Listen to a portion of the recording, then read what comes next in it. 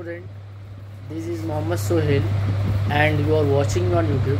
Today I will give you a brief discussion about the instances of capital assets. What are the different instances that है ना, ये आपको आज हम लोग ये डिस्कस करेंगे कि what are the instances of capital assets, कौन कौन से है ना assets को हम लोग capital assets ट्रीट करते हैं. तो give some questions है, give some general instances of capital assets.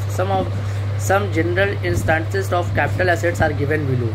Okay, तो ये क्वेश्चन है कि कुछ आप इनमें से कुछ एग्जांपल दीजिए जिसे हम लोग कैपिटल एसेट्स कंसिडर करते हैं. ठीक है ना. तो इंस्टांस मतलब इंसिडेंट बताइए कि कौन कौन सा कैपिटल एसेट्स होता है. तो I have written some general instances of capital assets are given below.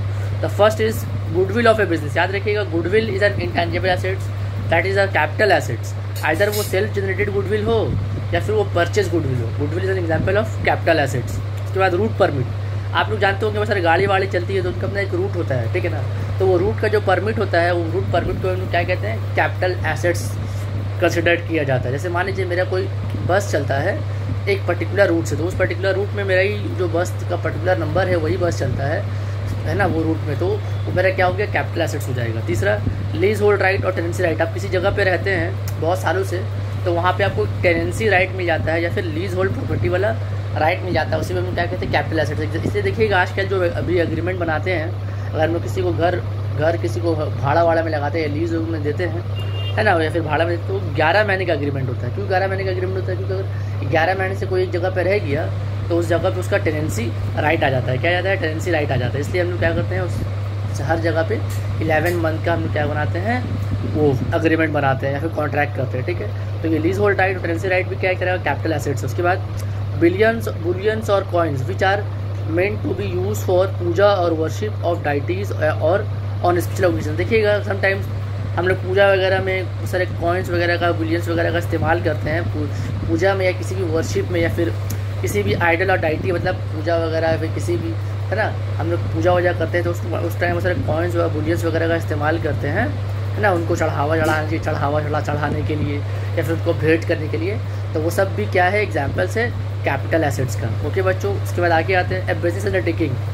कोई भी बिजनेस जो है वो भी क्या है, ए बिजनेस अंडरटेकिंग जो आपका है वो भी क्या है, एक तरह का कैपिटल एसेट्स है. उसके बाद लास्ट है foreign currency hold on capital account. अगर आपके पास कोई बहुत सारा फॉरेन करेंसी है, आपने बहुत सारा करेंसी होल्ड किए हुए हैं अपने कैपिटल अकाउंट में, तो वो भी एक तरह का क्या माना जाएगा, वो भी एक तरह का कैपिटल एसेट्स माना जाएगा. तो बच्चों एक बहुत सारे एग्जांपल्स थे, इंसिडेंट्स थे है ना, इंस्टांसेस थे कैपिटल एसेट्स के. आई होप आपको समझ में आया होगा. फिर भी एक ब्रीफ रिवीजन मैं दे देता हूँ. Goodwill of a business. किसी भी तरह का गुडविल, अगर वो सेल्फ जनरेटेड खुद से बनाया हुआ गुडविल हो या फिर वो परचेज गुडविल हो, दोनों ही गुडविल को हम लोग क्या मानेंगे, कैपिटल एसेट. उसके बाद रूट परमिट. अगर आपके पास रूट परमिट है, आप किसी पर्टिकुलर रूट पे आपकी गाड़ी चलती है और उस रूट में सिर्फ वही बस और वही गाड़ी चलती है, तो उसको हम क्या कहते हैं, रूट परमिट. तो रूट परमिट भी तरह का क्या है, कैपिटल एसेट्स है. उसके बाद lease hold property tenancy right.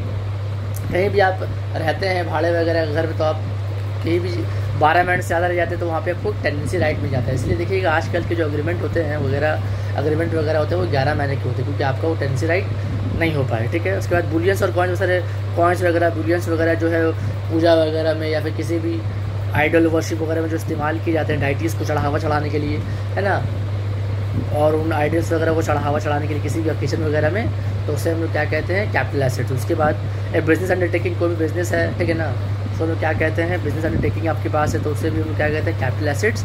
And last में कोई भी अगर आपने फॉरेन करेंसी होल्ड किए हुए है अपने कैपिटल अकाउंट में, तो उससे भी हम लोग क्या कहते हैं, कैपिटल एसेट्स. ओके.